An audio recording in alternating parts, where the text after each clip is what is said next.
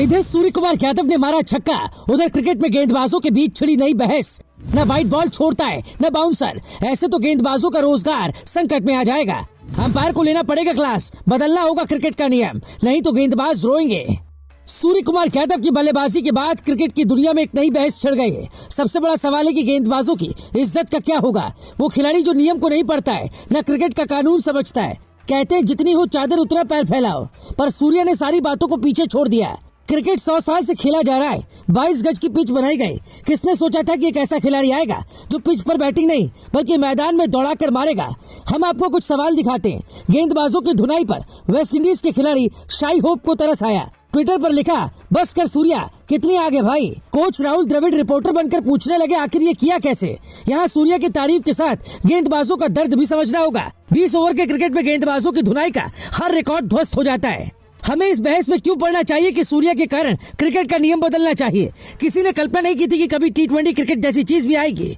सूर्या को जिस शॉट पर मात्र 6 रन मिले, उसकी कीमत 10 रन से भी ज्यादा थी।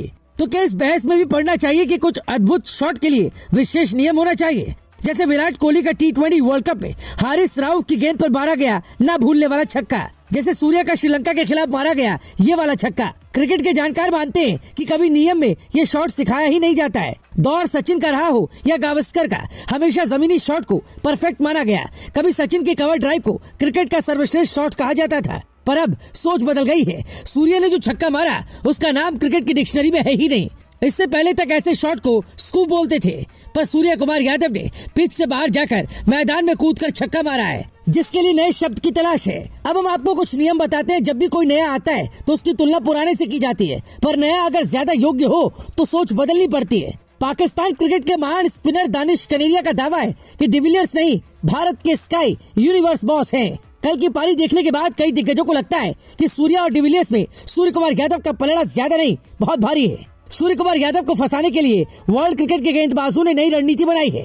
प्लानिंग के मुताबिक सूर्या को वाइड यॉर्कर बॉल फेंकी जाए तो वो आड़े तिरछे शॉट नहीं खेल पाएंगे। श्रीलंका के गेंदबाजों ने ऐसा ही किया। 13वां ओवर करने आए मधुशंका ने सूर्या को वाइड यॉर्कर फेंकी, पर सूर्या वाइड पर चढ़कर मारने लगे। पीछे गली की तरह फील्डर बेचारा मुंह ताकता रहा।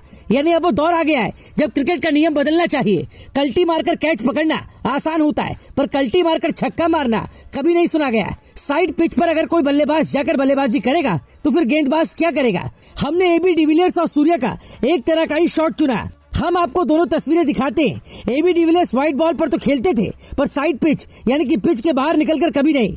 दोनों को देखे तो पता चलता है सूर्या में ज्यादा दम है।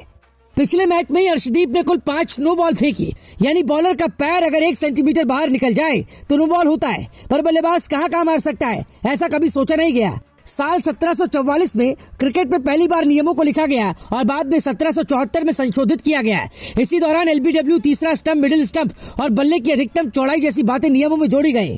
उस वक्त सूर्य जैसा कोई बल्लेबाज होता तो ये नियम भी जोड़ा जाता कि बॉलर को दौड़ाकर मारने पर क्या होता। विराट कोहली का छक्का हो या सूर्य कुमार यादव का छक्का, सचिन का अपर कट या रोहित शर्मा का पुल शॉट हो या फिर रिवर्स स्वीप जैसे शॉट की खोज होती रही है। यानी क्रिकेट में नए नए शॉट आते हैं, पर सूर्य कुमार यादव के पास इतनी प्रतिभा है कि वो हर मैच में कुछ नया कर सकते हैं। छक्का चौका मारकर रन बनाने वालों की कमी नहीं है, पर सामने वाली टीम को ये कहकर छक्का चौका मारना कि तुम कहीं फील्डर लगाओ, हम मारेंगे, अलग बात है।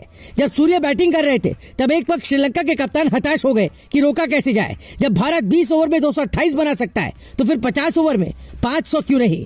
Bureau report, global Bharat TV.